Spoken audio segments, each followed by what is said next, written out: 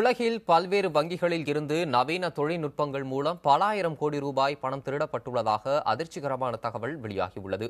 Kaspersky lab என்ற கணினி பாதுகாப்பு நிறுவனம் நடத்திய ஆய்வறிக்கையை அடிப்படையாக கொண்டு இத்தகவலை அமெரிக்காவின் நியூயார்க் டைம்ஸ் நாளிதழ் வெளியிட்டுள்ளது.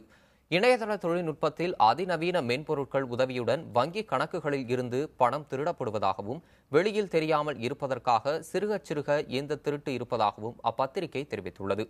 30 நாடுகளில் உள்ள 100 வங்கிகள் இதுபோன்ற திருட்டுகளால் பாதிக்கப்பட்டிருப்பதாகவும் அந்த பத்திரிகை கூறியுள்ளது. ரஷ்ய வங்கிகள்தான் அதிக அளவில் இதுபோன்ற பாதிப்புகளை சந்திப்பதாக நியூயார்க் டைம்ஸ் தெரிவித்துள்ளது.